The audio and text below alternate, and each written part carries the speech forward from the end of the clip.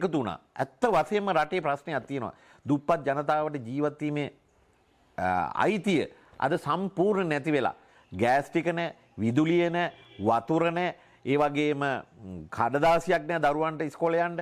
ඒ වගේම හාල් මිල ආස උසට නැගලා හාල් මිල ගොවියට වැඩි කරන්න ගිහිල්ලා කරලා පොහොර ප්‍රශ්නය ඇතුළට දාගෙන මේ ජනාධිපතිතුමා මේ අනාගත අනාගැනිල්ල තුල තමයි මේ රට මේ තරම් අර්බුදයට වෙලා තියෙන්නේ. අද බලන්න වාහනයකට පාරේ ගෑස් ටික අරගෙන යන්න බෑ මැදින් පැනලා පොලිසියත් එක්ක එකතු වෙලා ඒක නවත්තලා ඒක බෙදා ගන්න කටයුතු කරනවා. මේක නීතියක් නෑනේ මේ රටේ එක නීතියක් හැටියට මේ රට ගෙනියනවායි කියලා කෑ ගැහුවට එක් නීතියක් කියලා කිව්වට කිසිම නීතියක් නැහැ. පොලිසියට ඕන විදිහට පොලිසිය වැඩ, හමුදාවට ඕන විදිහට හමුදාව වැඩ, ඒ වගේම ජනතාවට ඕන විදිහට ජනතාව වැඩ කරනවා. තමුන්නාන්සලා බලන්නකො මේ විදිහ රටක් ගෙනියන්න පුළුවන් නේද? මේවා ලෝකේ බලන් ඉන්නවා. IMF එක අපිට ආධාර දෙයිද මේ වගේ රටකට? කිසිම නීතියක් නැතුව මේ පාර්ලිමේන්තුව හැසිරෙන්න හැටි බලන්න. මේ වෙලාවේ කතා කරන්න බෙහෙත් ටික නැහැ මිනිස්සුන්ට. අද හොස්පිටල් ටික ඔක්කොම වහලා ප්‍රයිවට් කියලා නැහැ. සාමාන්‍ය ජනතාව එදා වේල ජීවත් වෙන කම්කරුවගේ රුපියල් 1000 පඩියෙන් කොහොමද අද ජීවත් වෙන්නේ කියලා බලන්න. ඒ නිසා මේ සටන කරන ක්‍රියාත්මක වෙන කරන වැඩපිළිවෙලක සැලැස්මක් තියෙන්න ඕනේ. මෙයාට ජනාධිපතිකමෙන් අයින් වෙන්න කිව්වට ව්‍යවස්ථානුකූලව අයිත් වෙන්න ප්‍රතිපාදන නැහැ. එහෙමනම් මේ ප්‍රතිපාදන ඇති කරගන්න අපි වැඩපිළිවෙලක් හදන්න ඕනේ. දැන් මං හිතන්නේ සමගි බලයේ දෝෂාභියෝගයක් ගේන්න ලෑස්ති කරනවා. කොටසක් කියනවා අපි අස්සම් කරන්නේ නැහැ කියලා. කොටසක් කියනවා අපිට බලාපොරොත්තුවක් තියෙන අපිට මේ අනිත් එක බලන්න මේ නායකයෝ ඔක්කොම අවුරුදු 74ක් මේ එකම නායකයෝ ටිකක් නෙමෙයි අරගෙන අපි මේ සටනට යන්නේ. මේ සටනට ගිහිල්ලා දැන් මේ මැති ඇමතිවරුන්ට ඵලයන් ගෙදර 225ම අපිට එපායි කියන ජනතාවම නෙවෙයිද මේ මිනිස්සු පත් කරේ. ඒ කාලේ බත් පැකට් එකට, හාල් සේරුවට, ඒ නැත්තම් ගිනි පෙට්ටියට මේ වගේ ජරා ජීර්ණ රටක් තත්ත්වයට පත් කරේ ජනතාව නෙවෙයිද? ඇයි අද ජනතාව මේ මැති ඇමතිවරුන්ට බයින්නේ? මේ මැති ඇමතිවරුන්ගේ ලයිට් බිල් බලන්න. මේ මැති ඇමතිවරුන්ගේ හොරමැරකම් බලන්න. ඒ වගේම තමුන්නාන්සලා මතක තියාගන්න මේ රට මේ විනාශය කිරීම සඳහා ජනතාවත් වග කියන්න ඕනේ. රාජ්‍ය නිලධාරීන් වග කියන්න ඕනේ. දේශපාලන නායකයෝ වග කියන්න ඕනේ. සමස්ත මිනිස්සු වග කියන්න ඕනේ. මොකද මේ හොරකම් ටික අල්ලන්න ගිය ආණ්ඩුව යහපාලන ආණ්ඩුව ගත්ත බලය අරගෙන කිව්වා මේ ඔක්කොම හොරු ටික අල්ලනවා කියලා. මොකද කරේ? හොරු ටික අල්ලලා ඔක්කොම උසාවි දාලා නඩු දැම්මා. මේ ආණ්ඩුව ආවට පස්සේ 69 ලක්ෂයක් ඡන්දෙ දීලා මේ ආය 3-2 බලය ලබාගෙන දැන් මොකද්ද මේ කියන්නේ? නිදොස් කොට නිදහස් කරනවා. නිදොස් කොට නිදහස් කරනවා. මොකද කියලා අහපුවම හොරකම් කරපු බව ඇත්තලු. හැබැයි නඩුව ඉදිරිපත් කරලා තියෙන විදිහ බී වාර්තාවේ වැරදි තියෙනවලු. ඉතින් බී වාර්තාවේ වැරදි තියෙනවා නම් ඒවා නිවැරදි කරලා මේ ඔවුන් හොරකම් කරපු බව ඔප්පු වෙනවනම් උන්ට දඬුවම් දෙන්නේ නැතුව උන්ට ඕන විදිහට හොරා ගන්න මේක ඇති කරපු නිසා නෙවෙයිද අද මේ රටට මේ තත්ත්වය ඇති වෙලා තියෙන්නේ. අද බලන්න අපේ සංවිධාන තරුණ සංවිධාන කියනවා අපි ස්වේච්ඡාවෙන් ජනතාවත් එක්ක ඉන්නවා කියලා. අපි පිළිගන්නවා. ඇත්තටම තරුණියෝ ඉස්සරහට ඇවිල්ලා මේ රට බාර ගන්න වැඩපිළිවෙලක් හදන්න ඕනේ. කොයි තරුණයාටද ඊළඟ මැතිවරණයකදී මේ පක්ෂයකින් ඡන්ද දෙන්නේ? එහෙමනම් අපි තීන්දුවක් ගන්න ඕනේ ස්වාධීනව ඔක්කොම එන අයට ඡන්ද දෙන්න කියලා. තමන්ගේ බල ප්‍රදේශේ සංඝරත්නය හරි ක්‍රිස්තියන් ආගමේ හරි මුස්ලිම් ආගමේ හරි එහෙම නැත්නම් දෙමළ ආගමේ හරි මිනිස්සු ටික එකතු කරගෙන පක්ෂයත් එක්ක පක්ෂයකින් එන්නේ නැතුව ස්වාධීන පුජ්‍යලිය ඇති කරලා ඒ ස්වාධීන පුජ්‍යලියොත් එක්ක මේ ගමන යන්න මේ කට්ටිය වැඩපිළිවෙලක් හදා ගන්න ඕනේ. එහෙම නැතුව මේ මිනිස්සුන්ට පක්ෂයට බැන ඉඳලා අද බලන්න ලක්ෂ 10ක් එකතු කරනවා කිව්වා ගෝල් පේස් එකට. මම දැකපු විදිහට ලක්ෂ 10ක් තියා 10000ක්වත් මිනිස්සු නැහැ. හැබැයි අර ජනාධිපති මැදුර අල්ලගෙන කෑ ගහ ඉන්නවා. වැඩක් වෙනවද? ඒ කෑ ගැහුවයි කියලා මොකද්ද අර අහිංසක රාජ්‍ය නිලධාරීන් පොලිස් නිලධාරීන්ව හිර කරගෙන මේ මිනිසුන්ට දිවා රෑ නැත් කණ්ඩ බොණ්ඩ ඇඟට මහාන් මේකක් නැතුව මේ මිනිස්සු ඒක රැකගෙන ඉන්නවා. ඒ රැකගෙන ඉන්නකොට මෙතෙන්ට යනවා අන්තවාදීව කොටසක්. දැන් රජයෙන්ම මොකද්ද දැන් අලුතෙන් ඇති කරලා තියෙන වැඩපිළිවෙල බලන්න. දැන් රජය ලෑස්ති කරලා තියෙනවා රජයට පක්ෂව යන්න වැඩපිළිවෙලක්. මොකද්ද? ආණ්ඩුව අපිට ඕනේ ගෝට අපිට ඕනේ. මුන්ට බඩගින්න තේරෙන්නේ නැතුවද මේ යන්නේ? නෑ. එක්ක බත් පැකට් එකකට, එක්ක නැත්තම් රැකියාවකට, එහෙම නැත්තම් මොන හරි ගනුදෙනුවකට නැත්තම් මැති ඇමතිවරුන්ගේ හොරා කාපු උන්ට තවත් ටිකක් වැඩියෙන් කණ්ඩ ඕනේ කියලානේ මේ සටන ගෙනියන්න යන්නේ. එහෙම ගිනියලා මොකද්ද වෙන්නේ? දැන් ඉස්සල්ලා බැලුවා මර්ධනින් මේක ඉවර කරන්න. ජනාධිපති මැදුර මැව්වට පස්සේ හිරේ දාලා මේවා කරලා හිර කරන්න බැලුවා. හැබැයි ඒ වෙලාවේ අධිකරණයේ ඉන්න නීතිඥවරු 100 200 300 එකට එකතු වෙනකොට රජය බැලුවා මේක මර්ධනින් අපිට නවත්තන්න බෑ කියලා. දැන් රජය කල්පනා කරන්නේ මොකද්ද? ජනතාවට ජනතාව හප්පනවා. මොකද්ද වෙන්නේ මේ? ලේ වැගිරීමක් ඇති වෙනවා. මේ ලේ වැගිරීමෙන් මොකක්ද අන්තිමට වෙන්නේ? ජනතාවට ජනතාවවත් එළියට බහින්න බැරි තත්යකට ඇති කර ගන්නවා. ඒ නිසා මගේ නම් අදහස මේ පාර්ලිමේන්තුවම එකතු වෙලා හැබැයි එකිනෙකව පයින්න බෑ හැට මෙහාට.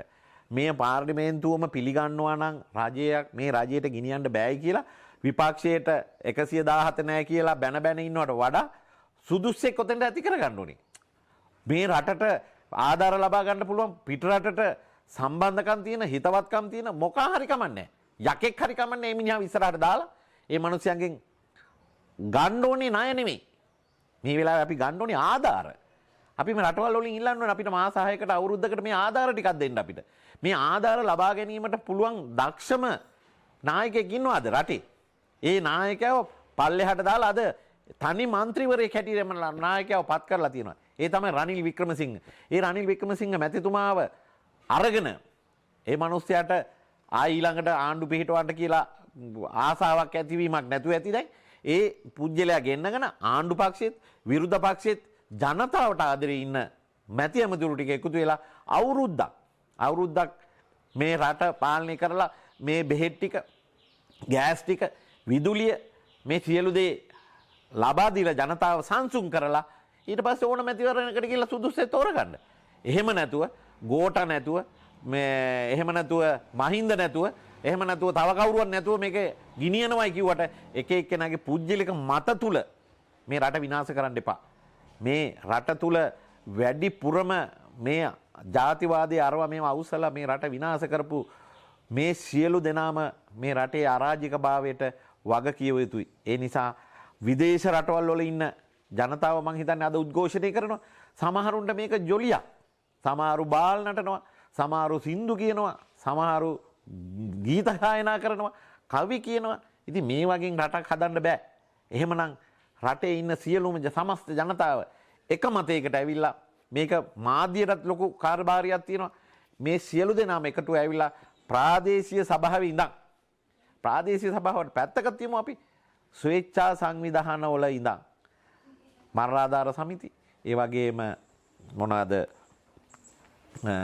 ජල ව්‍යාපෘති වෙන සංවිධාන ග්‍රාම සංවර්ධන සමිති වල හැම එකේම දූෂණය කියන එක උපරිමේ ගිහිලා තියෙනවා. මේකට සම්පූර්ණ රාජ්‍ය නිලධාරීන් මේ විගණනය කිරීම සම්පූර්ණ අතහැරියා. විගණන පනතක් ගෙනලා තිබ්බ විගණනෙත් නැති කරවුවා. විගණන පනතක් ක්‍රියාත්මක කරනවා නම් මේ රටේ වැඩිපුරම අකමැති කවුද? රාජ්‍ය නිලධාරීන්. ඇයි? මේ මැති ඇමතුම් කරපු සියලුම හොරකම් වලට බෙල්ල තියන්න වෙලා තියෙන්නේ අමාත්‍යාංශ ලේකම්වරුන්ට. මේ අය මොනවද කරන්නේ? මේවට නඩු දාන්න යවපුවාම මේ නඩු ඔක්කොම නිෂ්ප්‍රභා වෙන විදිහට මේ රාජ්‍ය නිලධාරීන් මේවා යවනවා.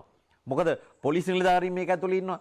මේකේ මොකද අධිකරණයට සම්බන්ධ ලෝයර්ස්ලා ඉන්නවා. මේ ලෝයර්ස්ලා මොකද කරන්නේ? මම දැක්කම ඊයේ පෙරේදා ගෝඨා බේර ගන්න ගිය, ගෝඨාව රැක ගන්න ගිය, ආණ්ඩුව රැක ගන්න ගිය, ආණ්ඩුවේ නඩුව වලට හොරකම් කරන්න ඉදිරිපත් වෙච්ච සියලුම නීතිඥවරු මෙන්න නැවත ගෝඨා එපා ගෝ හෝම් කියලා ඉන්නවා මේ පෙළපාලි වල. ඉතින් මේ උන්ට කලිසමක් ඇඳගෙන මේ ලෝයර්ස්ලාට මේක ඉන්න පුළුවන්ද? ඒ නිසා විධිමත් වැඩපිළිවෙලක් මේ රට බේරගන්න, මේ ඉදිරි අනාගතයේ පරම්පරාවකට ජීවත් වෙන ජනතාවට රැකෙන්න තියෙන එකම රට මේක. ලංකාව ලෝකේ මුතු ඇටේ බලන්න ඉන්දියාවේ හිඟන්නේ අපිට සල්ලි දෙනවා.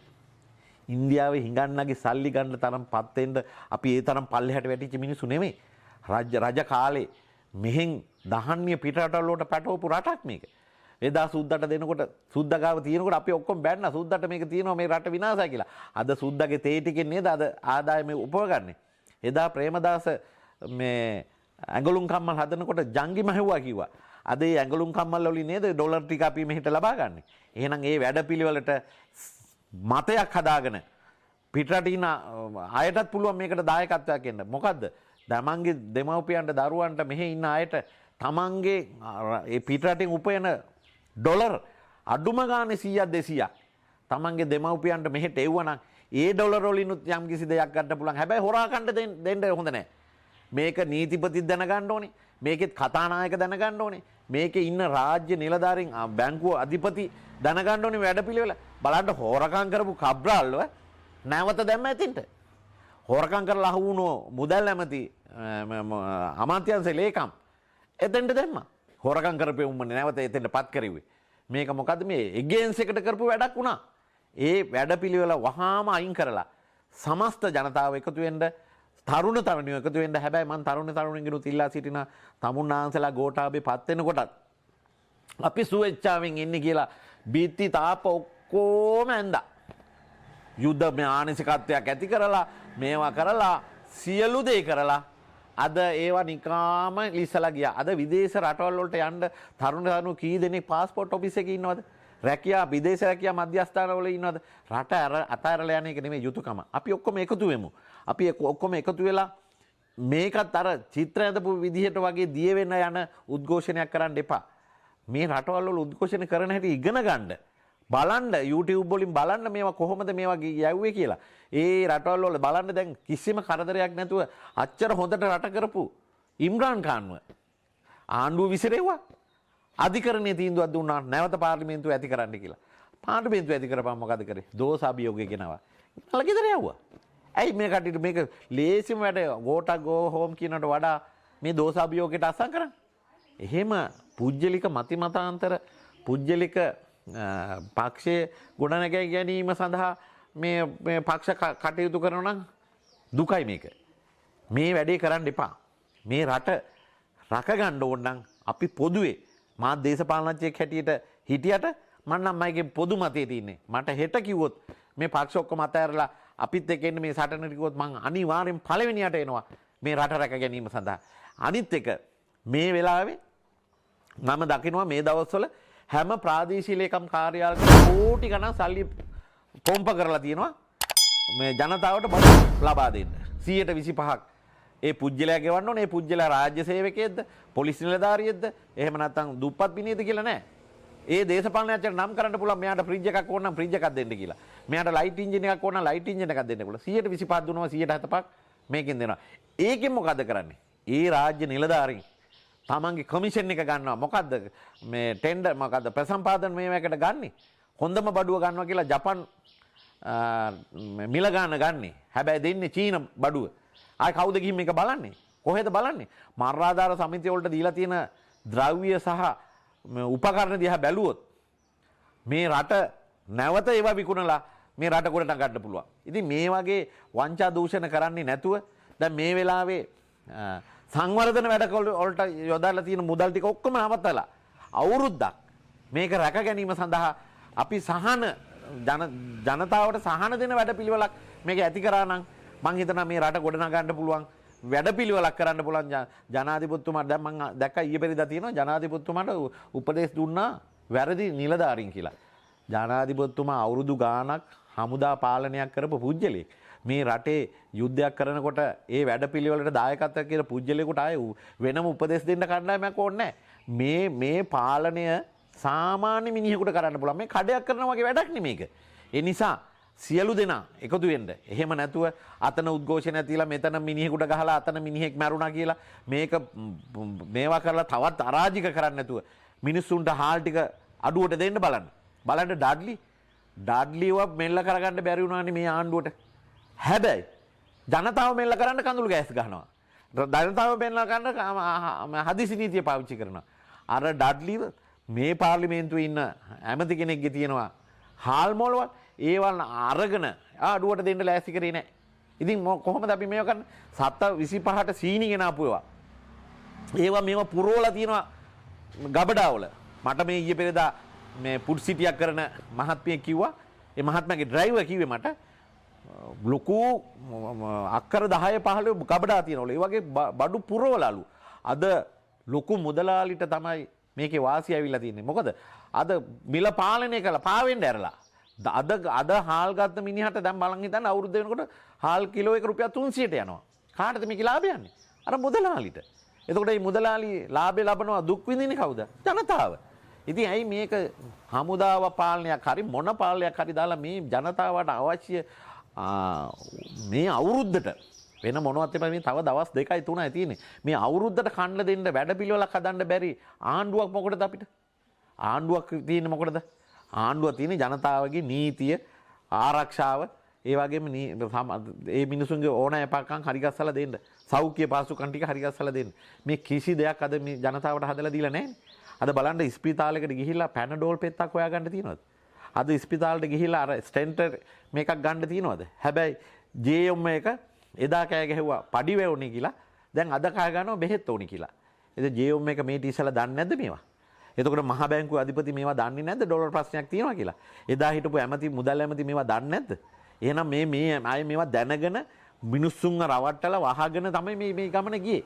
ඒ නිසා කරුණා කරලා තමුන්නාන්සලා සියලු දෙනා පක්ෂ කුල ආගම් ಜಾති ભેද අමතක කරලා ගෝඨා ගෙදර යන්න ඕන නම් දෝසාභියෝගකට පාර්ලිමේන්තුවේ 225 අස්සම් කරාද 225 ගෙදර යවන්න ඕන නම් ඔයාලා ඊට පස්සේ ඒ ගෙවල් රැකලා උන්ට එළියට එන්න දෙන්නේ නැතුව පාර්ලිමේන්තුවට යන්න දෙන්නේ නැතුව උන්ට වැඩපිළිවෙලක් හදන්නේ. එහෙම ඇරෙන්න බොරුවට කෑ ගහලා බොරුවට දේපල විනාශ කරලා වැඩපිළිවෙලක් හදන්න නැතුව තරුණයන්ට ඉල්ලීමක් කරනවා. තරුණකම තිබ්බට බෑ, හදිස්සි කෝපය තිබ්බට බෑ. වැඩපිළිවෙල ක්‍රමානුකූලව කරන්න. ඒකයි ওই 50 පැන්නට පස්සේ ජනාධිපතිකම් කරන්න දෙන්නේ. දැන් මේ තරුණයෝ ගිහිල්ලා හිටකම් වෙඩි දීපන් කිව්වොත් වෙඩි දිනවනේ. ඉතින් ඒ නිසා මේ වැඩපිළිවෙල සාර්ථක කර ගැනීම සඳහා සියලුම ජනතාව එක තැනකට එන්න. හැබැයි මම මේක කොච්චර කිව්වත් JVP එන්නේ නැහැ එතෙන්ට. සමගි බලවේගය එන්නේ නැහැ එතෙන්ට. මෛත්‍රීපාලගේ ටීම් එක ශ්‍රී ලංකා නිදහස් පක්ෂය එතෙන්ට එන්නේ නැහැ. ඉතින් එහෙම එන්නේ නැතුව ආණ්ඩුව එන්නේ නැහැ. දැන් ආණ්ඩුවේ බලන්න චණ්ඩියෝ 3-4 දෙනෙක් ඉන්නවා. එක්කෙනෙක් අර SB දිසානායකට ඇමතිකම දෙනකන් කතා කරේ නැහැ. මේ පැත්තවත් බැලුවේ නැහැ. දැන් SB දිසානායක මම දන්න විදිහට ශ්‍රී ලංකා නිදහස් පක්ෂෙ මිනිහෙක් මේ. දැන් මිනිහා මොනවද කියන්නේ? මේ ආටත් පැය 8ක් විතර විදුලිය නැති වුණාම දැනෙනවලු රස්නේ. එතකොට මේක මෙච්චර කාලේ ඉඳලා තියෙන්නේ මේ AC වලනේ. දැන් තේරෙනවද ඔබතුමාලට? මේ මිනිස්සු සැප විඳින්නේ කාගේ සල්ලිද? ඊළඟට බලන්න ජොන්ස්ටන්. මේ මොකද කෑ ගහන්නේ? හොරකමට මේ මහා මාර්ග වලින් ගහපු සල්ලි වලින් මේ තැබෑරුම් අරගෙන තැබෑරුම් තියාගෙන මේ රට විනාශ කරන්න මේ තැබෑරුම් වලින් කරපු ඔය මොනවත් ඕනේ නැහනේ. මහින්ද රාජපක්ෂට බෝම්බ තියන්න ගෑනු ගෙනාපු ඔය මිනිහා අද මහින්දලා රකින්න මොන තරම් කැපවීමෙන් කතා කරනවද? ඊළඟට බලන්න ඇමතිකම් පත් කරා. දිනේෂ් ගුණවර්ධන අධ්‍යාපන හිටපු ඇමති, දිනේෂ් කුමාර අධ්‍යාපන වර්තමාන ඇමති. දිනේෂ් මේ කවුද? ජොන්ස්ටන් මහා මාර්ග හිටපු ඇමති. නැවත ජොන්ස්ටන් මහා මාර්ග ඇමති. මොකද්ද මේ කරන්නේ? මිනිස්සු රවට්ටන්න. මිනිස්සු මේ ඉගෙන ගත්තේ නැති මිනිස්සු කියලාද හිතන් ඉන්නේ. හැබැයි මිනිස්සු දැනගන්න ඕනේ Tamanට සුදුසු පුජ්‍යලෝ ගේන්න නැතුව අවුරුදු 40 50 එක දිගට පාරේ යන්න බෑ. අත් දෙකින් වාරු කරගන්න බැරි මිනිස්සුන් එකගෙන මේ ගමනක් යන්න බෑ කවදාකවත්. මේකට සාමාන්‍යයෙන් තරුණත් නැති, වයසත් නැති මදපලේ මිනිස්සු තමයි මේවට පත් කරගන්න ඕනේ. මේවට දැනුමක් තියෙන මිනිස්සු ඉන්න. තමාරු ඉන්නවා මහාචාර්යවරු. අර GL පීරිස් මහාචාර්ය. ඉස්සර ජනසවිය එහෙම හොඳට කරපු මිනිස්සු මේ. අද මේ මිනිස්සුන්ට බලය දීලා නැහැ සමහර වෙලාවට. අර වාසුදේව නානක්කාර බලන්න. ඕට බෝඩ් එකේ ඉන්නවා සමහරු ඉන්නවා. මැයි මාසේ අයින් එන්නේ. මේ දැන් තියෙන අරුබුදේට මැයි මාසේ පළවෙනිදලු අයින් එන්නේ. ඉතින් මේවා විහිළු නෙවෙයිද? මේ හැම එකාගේම කුණු තියෙනවා. හොම් හොරකම් කරලා තියෙනවා. මුන් අස්සෙන්ද යනකොට ආණ්ඩුවෙන් පණිවිඩ එවනවා. බාසුනොත් උඹේ කුඩු කේස් එක අල්ලනවා. උඹ අස්සුනොත් උඹ පාස්පෝර්ට් රාකට ඇතුළට ගන්නවා. උඹ අස්සුනොත් උඹ බෝම්බ ගෙනාවට උඹ හිර කරනවා. කිව්වම මුන් නිකම් මෙතෙන්ට යනවා. ඉතින් ඒ නිසා මේ 225 එලවන්න ඕනේ නම් 225ව එලවන්න 225ටම ඡන්දේ දුන්න ඔක්කොම එකතු වෙන්න ඕනේ. දැන් බලන්නකෝ 225ට එකතු වෙන මිනිස්සු ඔක්කොම දැන් නුවර යනවා ඊයේ අපිට ගෝඨා ඕනේ කියලා. කුරුණෑගල යනවා ගෝඨා ඕනේ කියලා. කවුද මේ යන්නේ? කෙහෙලියට කඩේ යන්නේ උන් ටික එහෙ යනවා. SBට කඩේ යන්නේ උන් ටික හංගුරංගෙත යනවා. කුරුණෑගලට කඩේ යන්නේ උන් මේ ජොන්ස්ටන්ට යන්නේ උන් එහෙ යනවා. අර මාල කඩපු එකාගේ මේ කොහෙද හික්කඩුව පැත්තේ එහෙ යනවා. මුන් හැම කලුතර. ඉතින් මුන් ඔක්කොම හොරකම් කරපු මිනිස්සු යනවා. හැබැයි සමන්ට නියතියානුකූලව ජනතාවගේ දුක තේරෙන අම්මා තාත්තා ඉන්න දරුවෝ ඉන්න මැති ඇමතිවරු විතරක් නිශ්ශබ්දව මේක බලාගෙන ඉන්නවා. මම හිතනවා මේ සතිය තුල මේ අයටත් මොලේ පෑදේවා මේ වැඩපිළිවෙල දිගින් දිගට ගෙනියලා තවත් රට අරාජික කරන්නේ නැතුව මේ රටට සුදුසු නායකයෝ පත් කරලා මේ වෙලාවේ මේ අවුරුද්දකට මේ බලය දෙන්න රනිල්ට. මේ රනිල් එදා ටැබ් එක ගේනකොට විරුද්ධ වුණා. අද ඒ ටැබ් එක ඕනේ නැද්ද කොරෝනා කාලේ? එදා Wi-Fi දෙනකොට මොනවටද මිනිස්සුන්ට Wi-Fi කිව්වා. අද මේවා උනේ නැද්ද? මතක තියාගන්න රනිල් 2019 කියලා තිබ්බා ටර්මිනේට් කෙනෙක් ගේනවා කියලා මේ බැසිල් කිව්වා කියලා. එතකොට මේ මිනිස්සයා එදා කිව්වා මේ ආර්ථිකය කම්මුතු කරනවා, මේ සෞඛ්‍යය කම්මුතු කරනවා, වෙළඳාම කම්මුතු කරනවා. අද ඒක ඔප්පු වෙලා නැද්ද? එහෙනම් දුර දක්නා නුවණක් ඇති නායකයෙක් හැටියට රටක් පාලනය කරන නායකයා තමයි කරන්න හිටු මිනිහා තමයි රනිල්ට එන්න දුන්නේ නැහැ. හැබැයි අනිත් නායකයෝ කරන්නේ Taman නායකත්වයට පත් වෙලා දේශපාලන නායකත්වයට පත් වෙලා ඊළඟට ආණ්ඩුව දිනාගන්නේ කොහොමද කියන වැඩපිළිවෙල හදනවා. ඒකට තමයි මේ බඩු බෙදන්නේ. මේ බඩු බෙදනේවා වහාම නතර කරන්න. නතර කළ මිනිස්සු සියලු දෙනාට එකම සහනයක් ලබා දෙන වැඩපිළිවෙලක් ඇති කරන්න කියලා තමයි මම මේ සමස්ත ජනතාවගෙන් සහ දේශපාලන නායකයන්ගෙන් සහ ඔය දැන් බලන්න විගණකාධිපති කරන දේ. එදා විගණකාධිපති ඇතුළේ ඉද්දි මේවා ඔක්කොටම අතයිස්සුවා. කිසි දෙයකට එළියට බහලා කතා කරේ නැහැ. පෙන්ෂන් ගියාට පස්සේ එනවා. එයාත් දැන් හිතන්නේ දේශපාලනයට එන්න හදනවා. මේ දේශපාලනේ හරි රහයිනේ. මේ රහ වැදුනට පස්සේ මේක දාලා යන්න හරි අමාරුයි. හැබැයි මේ දාලා යන්න පුළුවන් එකම දේ තමයි ජනතාවගේ පරමාධිපත්‍ය ඡන්දය. මේ ඡන්දය මීළඟ මැතිවරණයවත් මේ 225 ඉන්නේ උන් නැතුව අලුත් දේශපාලන නායකත්වයක් ඇති කර ගැනීම සඳහා සියලු දෙනාම ඒකරාශී වෙන්න කියලා මං ඉල්ලා සිටිනවා. ඔබ සඳහන් කරා මේ තරුණයෝ මේ කරන විදිය වැරදි කියලා. ඇයි මෙච්චර රටේ ප්‍රශ්න තියෙනවා නම් මේ තරුණයා ආපු කොබ්බයි වැරදි කියන්නේ ආපු ක්‍රමයේද මොකද්ද මේ වැරදි කියන්නේ? මං කියන්නේ ආපු ක්‍රමේ වැරදි. තරුණයෝ සැලැස්මක් එක්ක ඉන්න ඕනේ. හැම තැනකටම නායකයෙක් අවශ්‍යයි. තරුණයෝන්ගෙත් කවුරු හරි නායකයෙක් මේක මෙහෙවන්න ඕනේ. දැන් මේ පෙළපාලියක් යනවා. මේ තරුණයෝ ඔක්කොම යනවා. මගේ අදහස තියෙන්නේ තරහ වෙච්ච මිනිහට ගහන්න නම්. අනිත් මිනිහගේ අදහස තියෙන්නේ ඇත්තටම රට බේර ගන්න නම්. ඊළඟා මිනිහට තියෙන්නේ අරු කාර් එකක් තියෙනවා මට කාර් එකක් නැහැ කියලා ඒක කඩන්න නම්. මේ පෙළපාලිය යනකොට මුන් තුන් දෙනා තුන් විදිහට ගියොත් මේක මෙහෙවන්න පුළුවන්. එහෙමනම් අපි කවුරු හෝ නායකයෙක් මේකට නායකත්වය දෙන්න ඕනේ. දැන් මම කියන්නේ ඔය සමගි බලවේගයට හොඳ හෝ නරක නායකයෙක් ඉන්නවා. අද ඒ නායකයා නිසා තමයි මේ රට මෙච්චර අරාජික වුණේ. බලය ලබා ගැනීමට හදිස්සි වුණා. එදා මම 2012 දී එතුමා මාතලයට ආපු දවසේ මම එතුමාට කිව්වා මේ උපනායකතුමනි තමුන්නාන්සේ මේ රනිල්ට විරුද්ධව මේ සටන මෙහෙවන්න එපා. මේ රටේ තව අවුරුදු ගාණක් මේ රනිල් වික්‍රමසිංහ මේ රට පාලනය කරන්නේ නැහැ. ඔබතුමාට ඒක ලබන්න දෙන්න. ඒ තුමානේ රනිල් වික්‍රමසිංහනේ මේක අරගෙන ආවේ.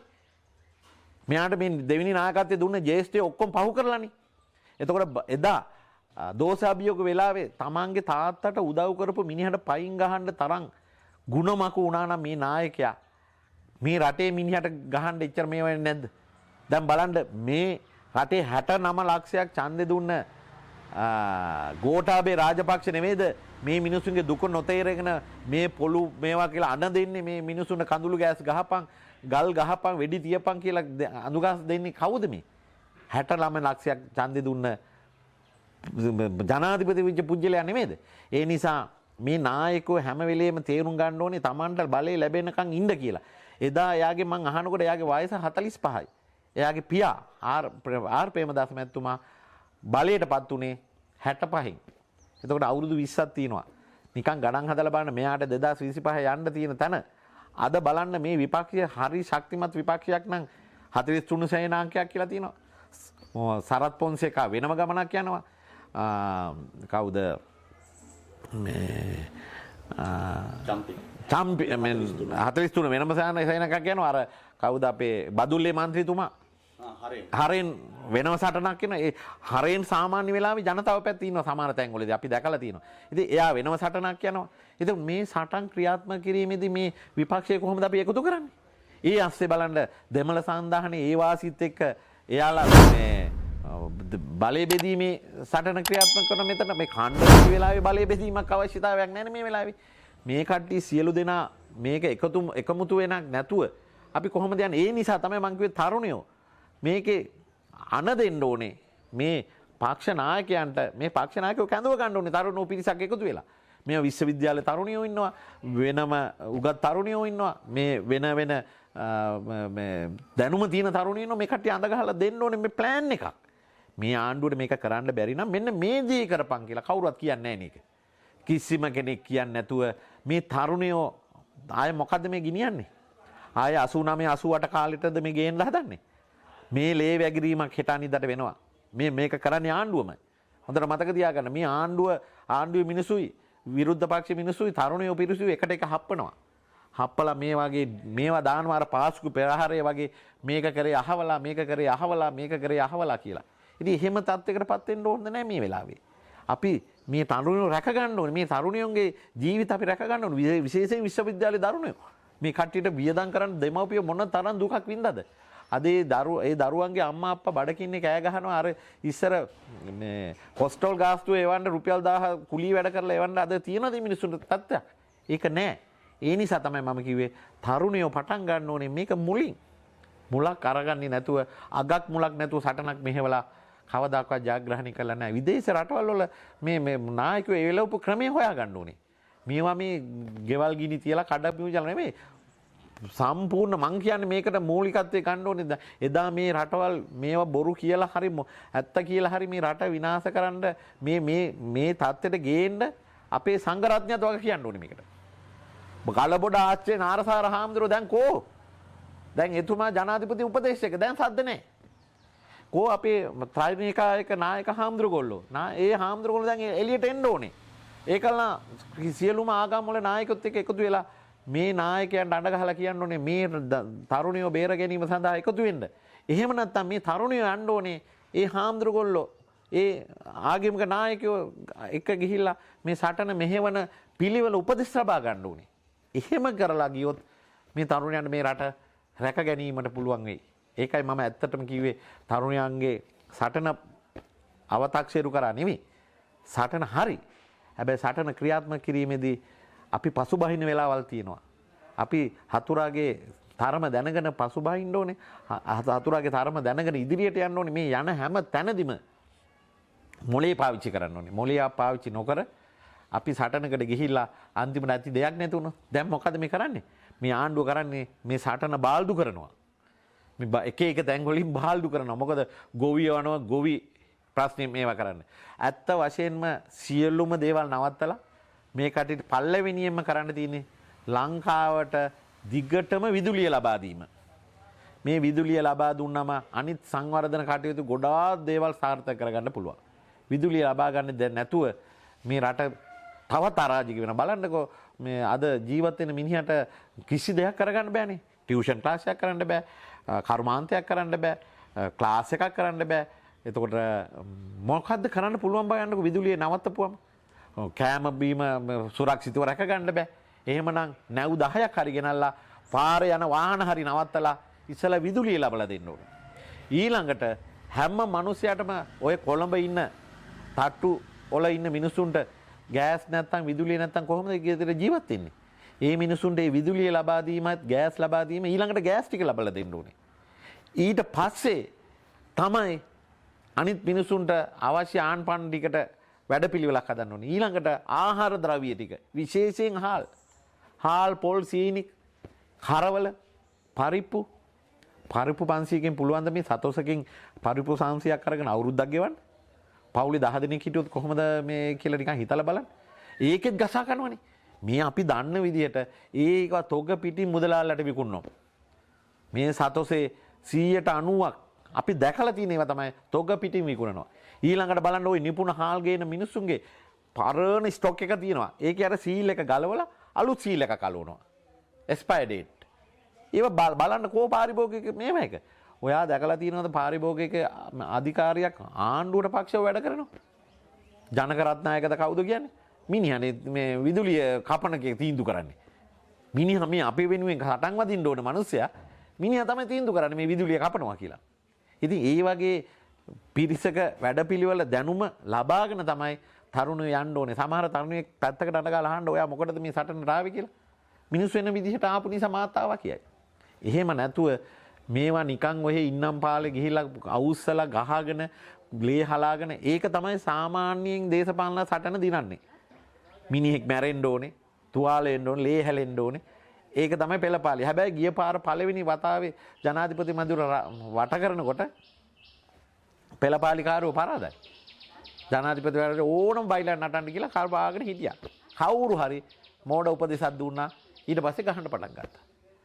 ඔයා බලන්න මේ රට පාසුපේකාරය දඳා කොමිසම් තියෙනවා. අර බස් එකට ගිනි තියපු මිනිහා හොයාගන්න බෑනේ. මෙච්චර මාධ්‍ය තිබ්බා, මෙච්චර පොලිසිය එතන හිටියා, වැටම්පොලුකාරයෝ හිටියා, CID කාරයෝ හිටියා. අනිත් එක ජනාධිපතිතුමාගේ නිවසට ගහනකම් කෝ බුද්ධියන්සේ. එතකොට බුද්ධියන්සේ UNP කාලේ රනිල්ගේ කාලේ බුද්ධියන්සයක් තිබ්බේ නැහැ කිව්වා. ඒක වහලා දැම්ම කිව්වා මේකට එන්න දුන්නේ නැහැ කිව්වා. කෝ දැන් බුද්ධියන්සේ? කෝ මේ ආරක්ෂක මණ්ඩලය පිහිටවනවා? කොහෙද පාර්ලිමේන්තුවේ එක වෙලාවක හාල් මිල අඩු කරන්න, පිටි මිල අඩු කරන්න, මේ කඩදාසි ටික ගෙනත් දෙන්න, ගෑස් ටික ගෙනත් දෙන්න කියලා උද්ඝෝෂණයක් කරපුවා දැක්කද ඔබතුමා පාර්ලිමේන්තුවේ? කිසි තැනක ගත්තේ නැහැ. උන්ගේ පෞද්ගලික මගේ ගෙදරට ගැහුවා මට මෙච්චර අලාභයි. ඒක මට මේක ලබා දෙන්න, මට පොලිස් ආරක්ෂාව දෙන්න කියන ඉල්ලුවා විතරනේ කරේ. අරයා කියනවා මට මෙයා කල කවුරුත් නැතුව මට තනිකර ආණ්ඩුව හම්බුනොත් මං කරනවා කියන. ඉතින් ඔහොම මේ රට ගෙනියන්න බෑනේ. මේ 225ටම 75% ජනතාව කියන්නේ මොකද්ද? අපිට ඉන්න රටක් දීපල්ලා. අපිට ජීවත් වෙන්න මේ අවශ්‍ය දේවල් සපයලා දීපල්ලා කියලා. එහෙම රටකට මැති අමතුරු නඩත්තු කරන්නද අපි සල්ලි දෙන්නේ? මේ බෙන්ස් කාර්යන් ඊළඟට මගේ අදහස තමයි මේ පඩි දෙක තුන ගන්න රාජ්‍ය ආයතන ආරක්ෂක අමාත්‍යාංශවල ඉන්නවා. මේ අවුරුද්දකට මේ පඩි දෙක තුන ගන්න අයගේ එක පඩියක් නවත්තන්න. ඕටි බටා ගන්න ඒවා නවත්තන්න. එදා රනිල් වික්‍රමසිංහ පටිතද කරන්න කියලා ওই වැඩේ කරලා නේද ගිය පාර පෙරදුනේ. මේක බාරකාර ආණ්ඩුවකට දුන්නොත් කාටවත් බනින දෙයක් නෑනේ. ඊට පස්සේ මේක හදාගත්තට පස්සේ මේක ඌරගෙන කන්න පුළුවන් නම් ඒක කන්න. හැබැයි එතකම් මේ ජනතාව පණ පිටින් ඉන්න ඕනේ. ජනතාවට ඡන්දෙ තියෙන්න ඕනේ. මේ වෙලාවේ මැතිවරණයකට ගියොත් තියෙන මුදල් ටිකක් ඉවර වෙනවා.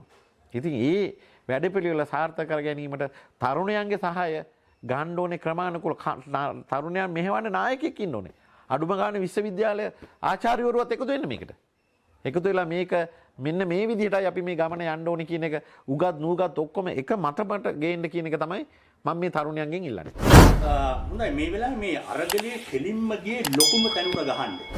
එතනින් මිස් වුණොත් එතන ලොකු පවර් එකක් තියෙන තැන මිස් වුණොත් සටනම ඉවරයි. මේ ක්‍රමවේදය හරිද පහර දීමට ගියේ? වැරදි.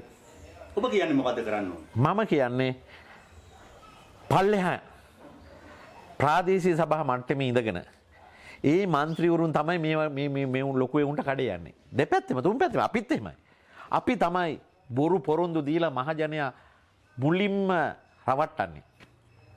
ඒ රවට්ටලා ඒ සුදුස්සු ඡන්දෙ ඉල්ලද්දිත් නුසුදුස්සොන්ට ඡන්දෙ දෙන්න ඇම්බැට්ටියෝ ඉන්න හැම මැති ඇමතිවරයෙකුට ඇම්බැට්ට ටීම් එකක් ඉන්නවා. ඒක නෑ කියන්න බෑ. ඒ ටීම් එකට මහජනයා සහ ගරුතර මහා සංඝරත්නයේ පන්සල් පල්ලි දේවල් වලින් පටන් ගන්න ඕනේ. මේ දේ ප්‍රාදේශ සභා මන්ත්‍රීවරයා වශයෙන් එහෙම නැත්නම් අපේක්ෂකයා වශයෙන් මේක උද්ඝෝෂණයක් අපි මේ කරන්නේ මේකට ඔයාලගේ සහාය දෙන්න. සහාය දෙන්නේ නැත්නම් ඔයාලා ගමට එන්න එපා. ඒ ටීම් එක අරගෙන යන්න ඕනේ පළාත් සභාව. දැන් පළාත් සභාව නැති නිසා පළාත් සභාවට වටේ දුවන මිනිස්සු ඉන්න නිසා ඒ නායකයෝ හම්බෙලා එයාලටත් ඒක උපදෙස් දෙන්න ඕනේ. ඊළඟට මේ ඒ ටික ඔක්කොම එකතු කරගෙන ගිහලා මේ ප්‍රදේශවලට ඡන්දෙ දුන්න මැති ඇමතිවරුන්ට කියන්න ඕනේ පාර්ලිමේන්තු මැතිවරුන්ට යකෝ උඹලට ඡන්දෙ දුන්නේ උඹලට ඕන දේ කියන්න නෙමෙයි. අපිට ඕන දේ. අපි කියන්නේ මේ ආණ්ඩුව අයින් කරලා අපිට කණ්ඩ බොණ්ඩ තියෙන රටක් අපිට ඕන රටක් හදලා දෙන්න උඹලා මේකේ ඡන්දේ ගිහින් විරුද්ධව පාවිච්චි කරපල්ලා. අපි උඹලට ඡන්දෙ දුන්නේ. උඹලා මේ දේ කරන්නේ නැත්නම් අපි උඹලට ඡන්දෙ දෙන්නේ නැහැ අය. එන්න දෙන්නෙත් නැහැ කියලා එහෙම වට කරනවා. ඊට පස්සේ මැති ඇමතිවරුයි ප්‍රාදේශ සභා මන්ත්‍රීවරුයි පළාත් සභා මන්ත්‍රීවරුයි ඔක්කොම අරන් ගිහලා ඇමතිවරුන්ට කියන්න ඕනේ.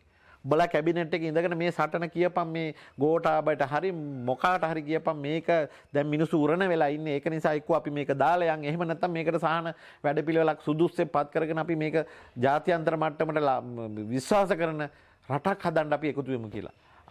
එතකොට මේ සටන මෙහෙවන්න පුළුවන්. එතකොට මුළු ලංකාවෙම ඔක්කොම කොළඹට හරි කොහෙට හරි රැස් වෙලා දවස් 2-3ක් හරි ඉඳලා මේක ක්‍රියාත්මක කරලා රාජ්‍ය සේවයේ ඉන්න සියලු දෙනාම ලෑස්ති වෙන්න ඕනේ පාරට බහින්න. ස්ට්‍රයික් එකක් කරන්න ඕනේ. එතකොට මේ කට්ටියට අරාජික වුණාම ත්‍රිවිධ හමුදාවක් දැනගන්න ඕනේ මේක. ත්‍රිවිධ හමුදාව කියලා වෙනම මේකක් නේ රට රකින්න ඕනේ. රට රකින්න ඕනේ ජනතාව රකින්න. නැත්තම් නායකයෝ රකින්න නෙමෙයි. පොලිසිය දැනගන්න ඕනේ. පොලිසියත් කියනෝනේ අපිට මේක කරන්න බෑ. හැබැයි එහෙම නැතුව හැංගිලා ඉඳලා අර 89 88 කාලේ වගේ පොලිසිය නිලධාරියෙක් මරලා ඒ මැරුවේ සාමාන්‍ය ජනතාව කියලා ඒ නුමුණු අට්ටලා රට ලේවිලක් කරන්නේ නැතුව මේ ක්‍රියාත්මක කිරීම හරියට කරන්නේ නැතුව කෙලින්ම ජනාධිපතිට ගැහුවයි කිව්වට ජනාධිපතිට ගහලා මේ උද්ඝෝෂණය කරලා ජනාධිපති එලවන්න පුළුවන් වුණා නම් මේක දිනු. දැන් මම මේක දකින්නේ ඒක පුස්සක් වෙලා තියෙනවා දැන්. ඒ පුස්ස තුල හැබැයි ලෝයස්ලා ටික අධිකරණයේ ඉන්න මිනිස්සු ටික එළියට බහිනවනම් රාජ්‍ය සේවකයෝ එළියට බහිනවනම් මේ ආණ්ඩුවට ගෙනියන්න බෑනේ. හැබැයි ඒක දවසින් දෙකකින් කතා කරලා ඉවරයක් කරන්න ඕනේ. එහෙම නැතුව නිකම් මේ එහාටත් නැතුව මෙහාටත් නැතුව මොකද අද නෙමෙයි හෙට කියලා අර බාලගිරි දෝෂේ. දැන් එහෙමනේ කියන්නේ.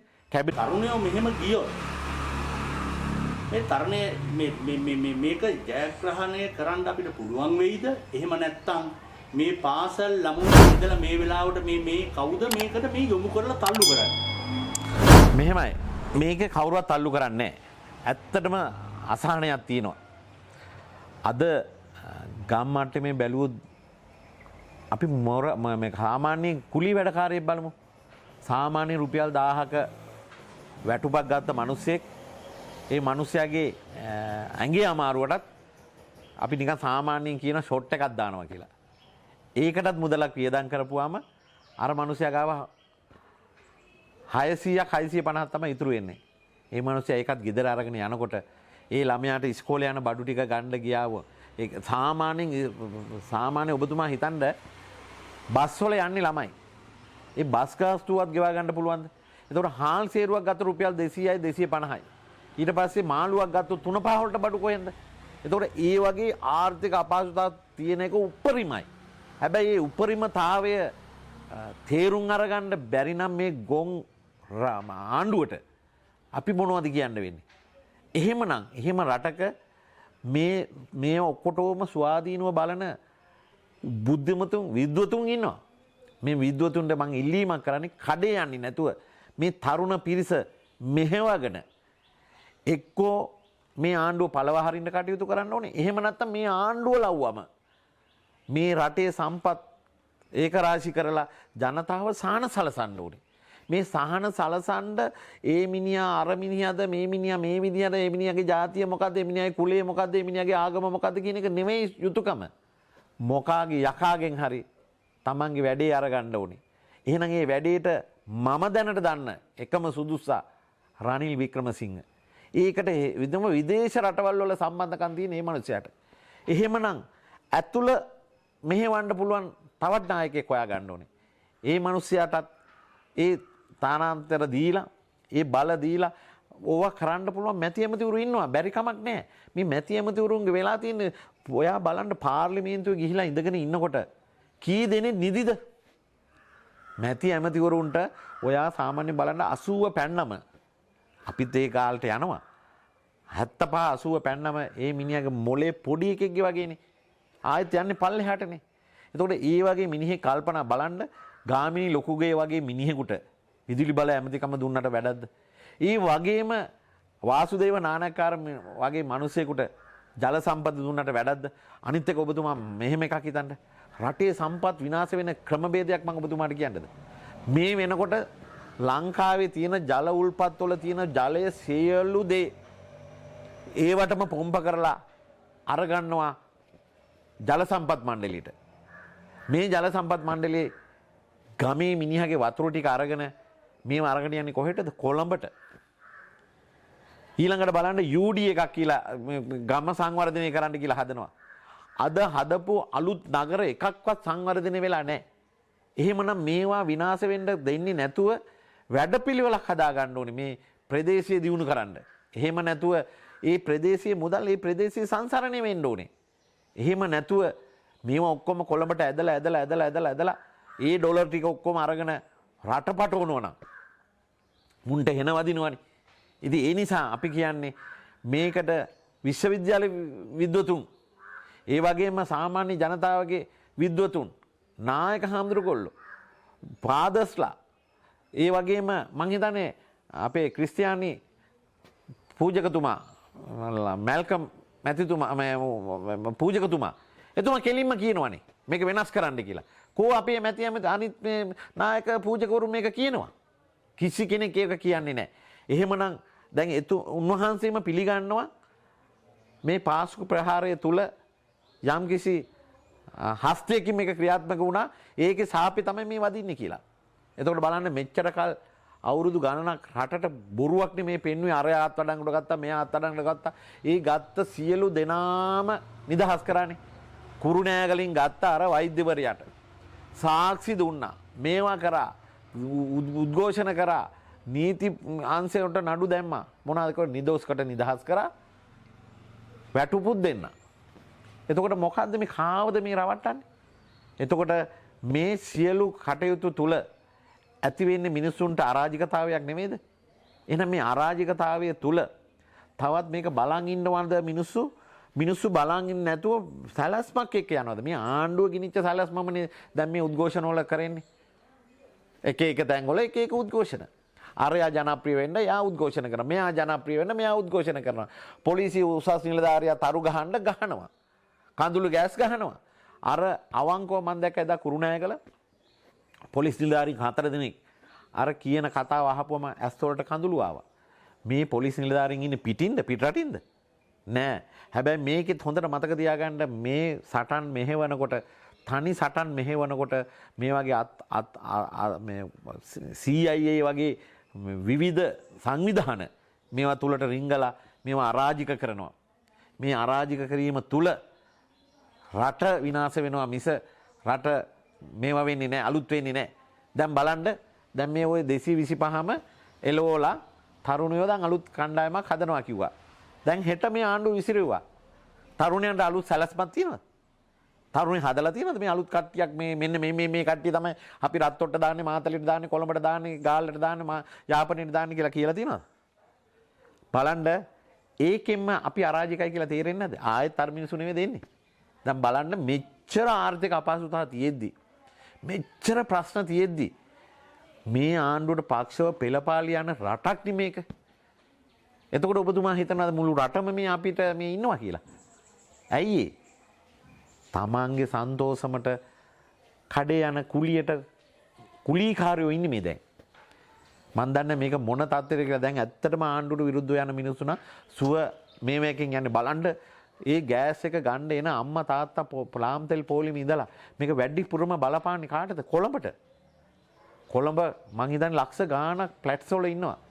ඒ මිනිස්සුන්ගේ දිවාරය මේ ජීවත් වීමට සම්පූර්ණ විදුලියයි ගෑසුයි අවශ්‍යයි.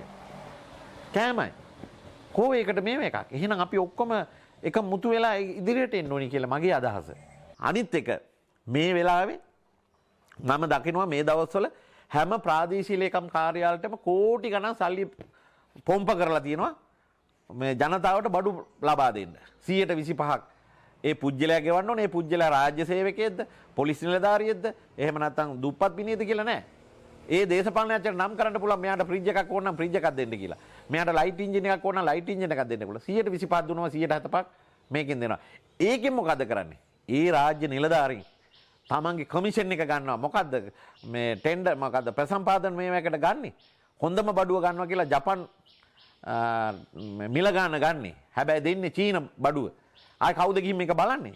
කොහෙද බලන්නේ? මරාධාර සමිතිය වලට දීලා තියෙන ද්‍රව්‍ය සහ උපකරණ දිහා බැලුවොත් මේ රට නැවත ඒවා විකුණලා මේ රට ගොඩට ගන්න පුළුවන්. ඉතින් මේ වගේ වංචා දූෂණ කරන්නේ නැතුව දැන් මේ වෙලාවේ සංවර්ධන වැඩ වලට යොදාලා තියෙන මුදල් ටික ඔක්කොම නවත්තලා අවුරුද්දක් මේක රැක ගැනීම සඳහා අපි ජනතාවට සහන දෙන වැඩපිළිවෙලක් මේක ඇති කරා නම් මං හිතනවා මේ රට ගොඩනගන්න පුළුවන් වැඩපිළිවෙලක් කරන්න පුළුවන්.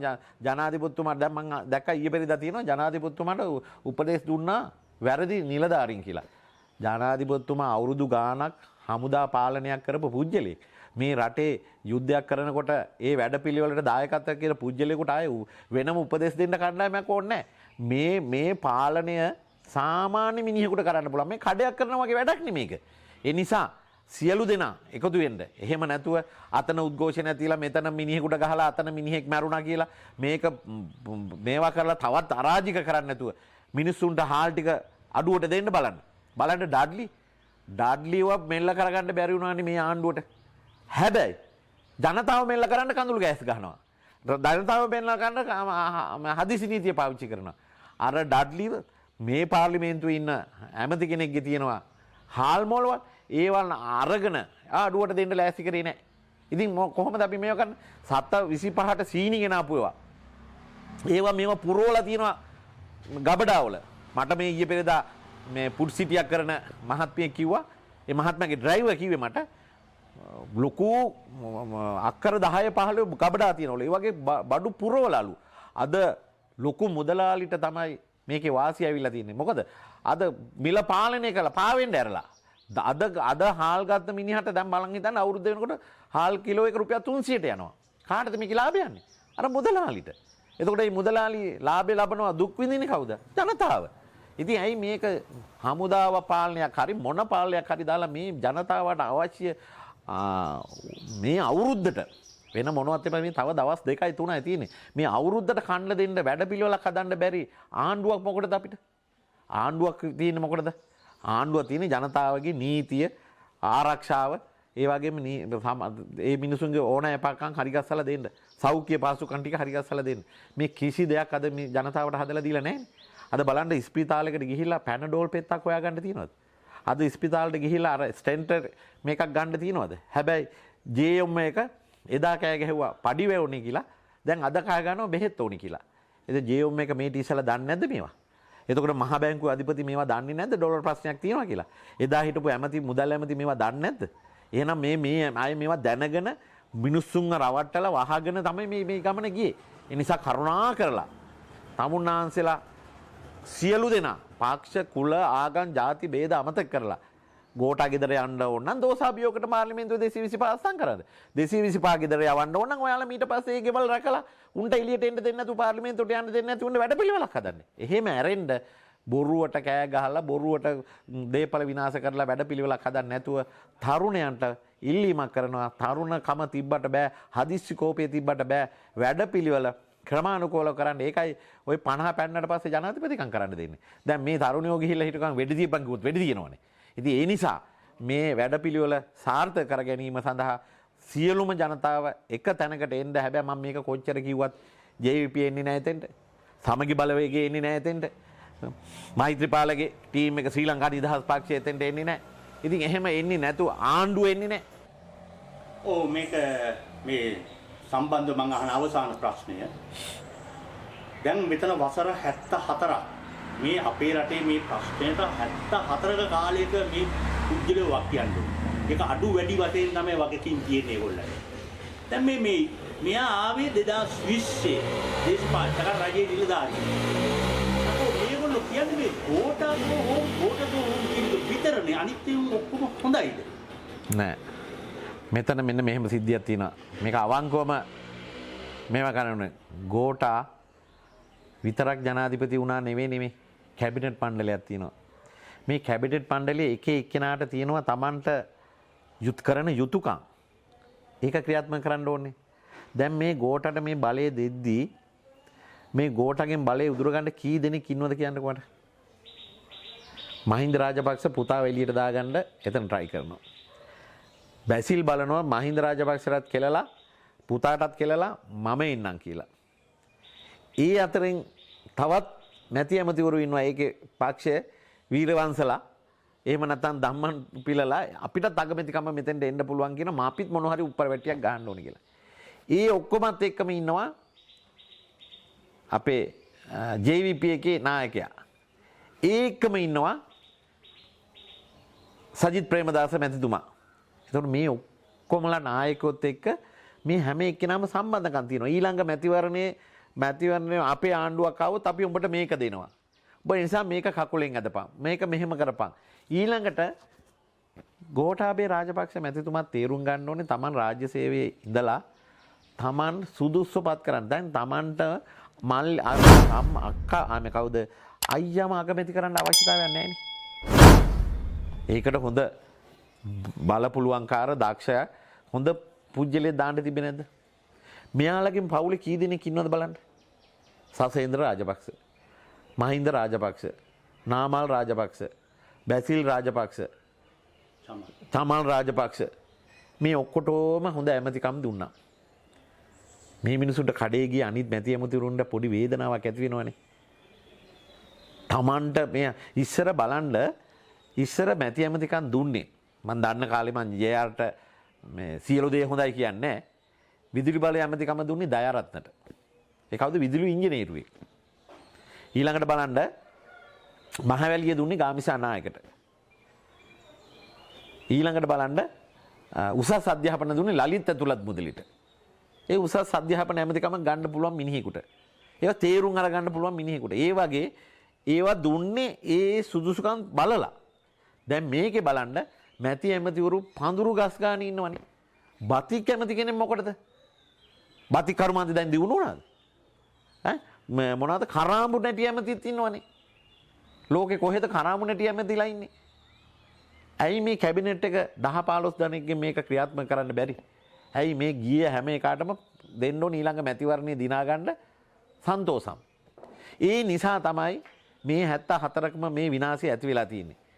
ඒ නිසා අනිත් එක මේ මෙතුමා කාලයක් මේ කොළඹ නගරේ හැදුවා කිව්වා. අපි පිළිගන්නවා.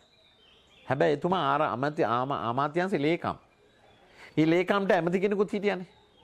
කවුරු හෝ ඇමති මං හිතන විදියට මහින්ද රාජපක්ෂ වෙන්න ඇති ඒ කාලේ ඇමති. ඒකේ පොඩි වාසියක් තියෙනවා. කවුද සහෝදරයා ඉන්න නිසා ඔය යුද්ධ දිනුවෙත් ඒකෙන්. ලේකම් ඉන්නේ නැහැ ඉස්සර. ලේකම් බයයි ඇමති හම්බෙන්නේ. අර යහමනේ වැසිකිලි හිටිය තට්ටු කරලා අඬ ගහන්න පුළුවන්. ඒ නිසා තමයි මේ හැබැයි මතක තියාගන්න මේ සටන මෙහෙව්වේ අහිංසක සොල්දාදුවෝ. ඒකට නායකත්වය දුන්නේ සරත් පොන්සේකා. අපි සරත් පොන්සේකා හොඳයි කියන්නේ නැහැ නරකයි කියන්නේ. හැබැයි රටේ යුද්ධයක් මෙහෙවන්න පුළුවන් දක්ෂ නායකයෙක්. මිනිහට වැඩක් නැහැ. යුද්ධෙට නම් යුද්ධෙට ඵලයන්. පස්සට නම් පස්සට වරෙන්. ඉස්සරහට නම් ඉස්සරහට ඵලයන් කියන යුද්ධ මානසිකත්වයෙන් ඒ සටන මෙහෙව්වා. ඇත්තටම ඔබතුමා මතක තියාගන්නකො මහින්ද මහත්තයා හිටියේ නෑනේ මේ සටන දිනනකොට. මහින්ද මහත්තයාට රට පැන්න යන අර මෛත්‍රීපාල ගියා වගේ. ගිහිලා ඒක සංසුන් වුණාට පස්සේ නේ එතුමා ඇවිල්ලා පොළොව බදාගෙන පපුවට ගහගෙන කතා කරේ. කොහොමද අර පපුවට ගහ ගන්න කතා? අද මොනවත් නැහැනේ. අද එතුමා කියන්නේ මේකේ කුමාන්ත්‍රණ තියෙනවා කියලා. මේ කුමාන්ත්‍රණය ඇති කරේ එතුමා. එතුමාට මේ රට ක්‍රීඩා ඇමතිකමක් දෙන්න මේකේ ක්‍රීඩකයෝ වශයෙන් කටයුතු කරපු ඇමතිකම් ගන්න පුළුවන් මැති ඇමතිවරු නැද්ද? අර බලන්න රංජන් රාමනායක වගේ අහිංසක මිනිහෙක්. දැන් මේ මොකටද? හිරේට දැම්ම මොකද කරපු වරද? මේ කතාව කිව්වා මිනිහා මීට ඉස්සෙල්ලා. මේ රට අරාජික වෙනවා, මේ රට විකුණනවා, මේ රටේ දූෂණය වැඩි, මේ රටේ හැම මිනිහම මේ කප්පම් ගන්නවා, වංචා කරනවා කිව්වා. දැන් ඒක නෙමෙයි ජනතාව උද්ඝෝෂණය කරන්නේ. ඒකම ඇති ගෝඨාභය රාජපක්ෂට මේ රංජන් රාමනායක එළියට දාන්න. හැබැයි මතක තියාගන්න රංජන් රාමනායකට වැරදි චිත්‍රයක් යවනවා. මොකද්ද? රංජන් රාමනායක මේ මිනිසුන්ගේ කතා බා දැන් ඔයයි මායි කතා කරා නම් ඒක රෙකෝඩින් එළියට දැම්ම කියලා. එතුමා දැම්මේ නැහැ. ආණ්ඩුව විසින් මේක අරගෙන ගිහිල්ලා එළියට අරගෙන ගිහිල්ලා Facebook වල දාලා මේ මිනිස්සයා විනාශ කරා. ඒ මිනිස්සයා පුජ්‍යලිකව ඔයයි මායි අපි දෙන්න කතා කරනකොට අපි රෙකෝඩින් ගන්නවා. අපි ඒව රෙකෝඩින් ගත්තා කියලා අපි අපේ අවශ්‍යතාවයට අපි තියාගත්තට අපි ඒ එළියට දුන්නේ නැහනේ. හැබැයි මගෙන් ඇවිල්ලා පොලිසිය කැමරාව අරගෙන මේ ෆෝන් එක අරගෙන ගිහලා ඒක එළියට දැම්මම මාව විනාශ කරනවා. ඒ මොකද? ඒ දූෂිත ආණ්ඩුවල සහ දූෂිත ජනතාවගේ මේකෙන් හැදිච්ච නිලධාරීන්ගේ තියෙන අකටයුතුකම් එළියට දාන එක විනාශ කිරීමට තමයි එතුමාට ඒ දේ කරේ. ඒකයි ඇත්ත. ඉතින් ඒ නිසා ඔබතුමා බලාපොරොත්තු වුණේ මේ මොකද්ද කියලා මට දැන් ඔව් නෑ ගෝඨව 20 තමයි දේශපාලනට ආවේ 73ක ප්‍රශ්නයක් එයාට විතරක් බෑ ඒක හරි හැබැයි එයාට මෙතෙන්ට එනකම් මේක හංගලා තියාගත්ත එක එලි කරන්න තිබ්බා නායකයෙක් හැටියට කියන්න තිබ්බා අද රට තත්ත්වය මෙහෙමයි අද බැංකුවේ මෙච්චර මුදල් තියෙන්නේ මේ විදිහට අපි පටිතද කරන්න රනිල් කිව්වා මතකද ඔබතුමාට 2002 අන්තිම තුරුම්බුව ගහන්න යනකොට ඔළුව කල්පනා කළා මහින්ද කරේ මොකද්ද ආණ්ඩුව විසිරෙව්වා මෙච්චර බලයක් තියේදී අවුරුදු දෙකක් තියේදී මහින්ද අල්ලන් හිටියේ නැහැ. හැබැයි මහින්දගේ මේවා ගැන අපි අගය කරන්න ඕනේ. මිනිහා දැනගත්තා මේක දුරදිගේ ගියොත් මං වැටෙනවා. ඊට වඩා හොඳයි මුන්ට මේක බාර දීලා ආයෙ පස්සේ ගේම ගහලා ගමු කියලා. ඒ වගේම රනිල් මොනවද කරේ? ලස්සනට පටි තද කරගනින්න කිව්වා. පාරවල් හැදුවෙත් නැහැ, මොනවා හැදුවෙත් නැහැ. මිනිහා මොනා කරේ? ආර්ථිකේ කොට නගලා ණයත් බේරලා ඔක්කොම කරනකොට මහින්ද චන්ද්‍රිකාට කිව්වා. චන්ද්‍රිකාටද මන් දන්නේ මට හරියට සිරිසේන මහත්තයට කිව්වා මුව අරාජික කරපන්. ඔබට ජීවිතාන්ත දක්වා බලේ ඉන්න පුළුවන් අපිට බලේ දීපන්. ගත්ත බලේ. අරගෙන මොකද උනේ?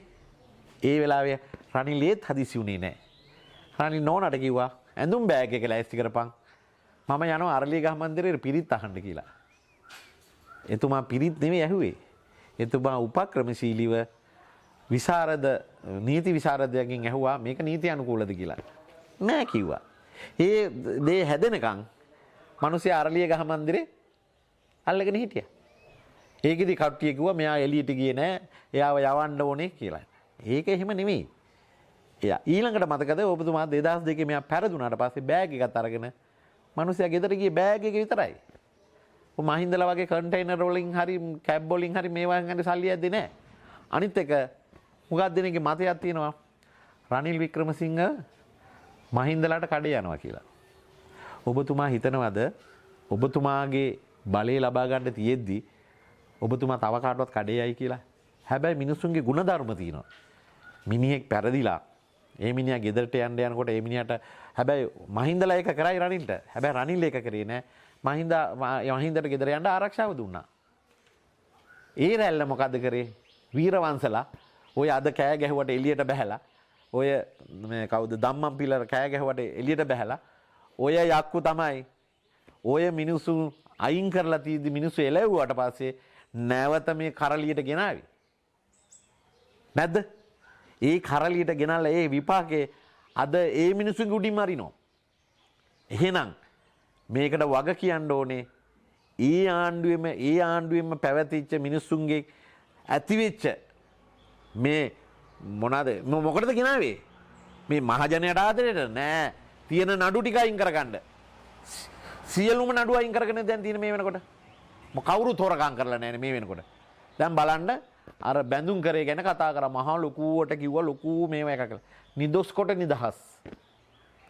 දැන් අපිට පැවිදිච්ච එකම දෙන්නේ බැඳුම් කරේ. වෙන මොනවත් තිබ්බේ නෑනේ. දැන් මේ මිනිස්සු නිදොස් කොට නිදහස්. මතක තියාගන්න මේ වෙනකොට රටෙන් බාර විකුණලා ඉවරයි. දැන් ওই ඉන්දියාව අපිට ණය දෙන්නේ ආධාර දෙන්නේ දැන් ඉන්දියාව කීන විදිහට අපිට ඉන්න ඕනේ. චීනය කීන විදිහට අපිට ඉන්න ඕනේ. ඊළඟට ඇමරිකාව කීන විදිහට අපිට ඉන්න ඕනේ. දැන් අර තෙල් ටැංකි ටිකත් ගිවිසුම් වලින් අසං කරලා දීලා ඉවරයිනේ. කැබිනට් එකට ගන්න මොකද මේ ආවරණ අනුමැතිය. ලෝකේ කොහෙද කැබිනට් එකක් ආවරණ අනුමැතියක් ගන්න අසං කරලා? ඒ නිසා කරුණා කරලා සියලුම සමස්ත ජනතාවට මම කියන්නේ මේ කතාව අහවනවා නම් ඔයාලා සියලු දෙනා එකමුතු වෙලා එක නායකත්වයක් හරි ගස්සගෙන මේක දේශපාලන නායකයෙක් හරි ආගමික නායකයෙක් හරි එහෙම නැත්නම් විද්වත් නායකයෝ කණ්ඩායමකින් හරි එකතු වෙලා ඔයාලට කරන්න තියෙන දෙක තමයි ව්‍යවස්ථාව අනුව තියෙන්නේ. එකක් තමයි මේ සියලුම 225න් අඩුම ගානේ 215ක් එකතු කරගෙන දෝෂාභියෝගයක් ගෙනල්ලා ගෝඨාභයවට ඉවත් කිරීම.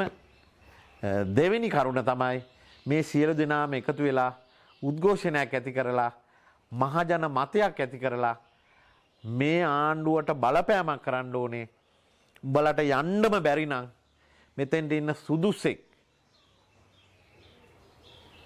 සුදුස්සෙක් මෙතෙන්ට නායකත්වයේ දීලා අවුරුද්දකට මේ රට හදා ගැනීම සඳහා ඔය ඉන්න එවුන් ඔක්කොම එකතු වෙලා උදව් කරවපන්ලා නැත්නම් උඹලට ඊළඟ මැතිවරණයකට සහ නිවසකටවත් එන්න දෙන්නේ නැහැ කියන මතයක් ගොඩ නැගගෙන වැඩපිළිවෙලක් කරොත් මේක ගොඩ යන්න පුළුවන්. එහෙම නැත්නම් ලැජ්ජාවක් බයක් සැකයක් තියෙනවා නම් මෙච්චර බැනුම් ආහා මේකේ ඉන්නේ නැතුව ගෝඩාපේ මහත්තයා මේක රිසයින් පේපර්ස් අසං කළා දීලා මහින්ද රාජපක්ෂ අගමැතිට ඇවිල්ලා මේ ජනාධිපතිට ඇවිල්ලා සුදුසු අගමැති කෙනෙක්. මං හිතන්නේ ඒකටම මං ආයෙත් කියන්න සුදුසු නම් මේ රනිල් වික්‍රමසිංහ තියාගෙන ඒ මිනිහයාට තව අවුරුදු ගාණක් මේ රටක් අල්ලන්න තරම් මේ සටනක් අවශ්‍ය නැහැ. ඒ මිනිහයන්ගෙන් ගන්න තියෙන දේ අරගෙන මේ රටේ බඩකින්න නිමණ්ඩ, මේ විදුලි අර්බුදේ නිමණ්ඩ, මේ ගෑස් ප්‍රශ්නේ නිමණ්ඩ, මේ සියලු දේ නිමණ්ඩ කටයුත්තක් කරනවා මිස එහෙම නැතුව තවත් මිනිස්සු අරාජික කරලා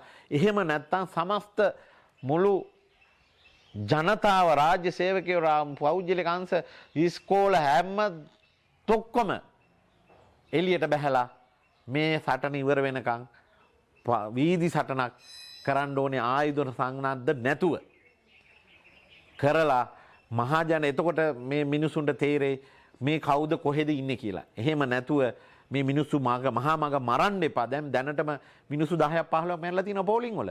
ඉස්සර එක මිනිහෙක් 725න් සීනි හාල් සේරු දෙක දෙන්නම් කියලා එක දුන්නා කියලා ආණ්ඩුව පරද්දපු රටවල් මේවා. දැන් මිනිස්සු නෙමෙයි රට පිටින් වැටුණත් මේ බලේ දාලා යන්නේ නැති තරමට මේවා අල්ලගෙන ඉන්න තරම් දඟලනවා. හැබැයි මතක තියාගන්න විදේශ රටක් ඇවිල්ලා දන්නේම නැතුව මේ රටට බැහැලා මේ වුණුත් අරගෙන එක්ක නැත්තම් මේ රට ආක්‍රමණය කරන තරට අර මේ රුසියාව යුක්‍රේනය ඇල්ලුවා වගේ ඔය ඉන්දියාව හරියට අල්ලන්න තරමට වැඩපිළිවෙලක් ඇති වෙයි. ඊට වඩා හොඳ වැඩපිළිවෙලක් මේ හොඳ නායකයෝ ටික එකතු වෙලා ක්‍රියාත්මක කරන්න කියන ඉල්ලීම කරමින් මම ඔබ මේ රට බේරා ගැනීම සඳහා සියලු දෙනා එකතු වෙන්න කියලා ඉල්ලා සිටමින් මම නිහඬ වෙනවා.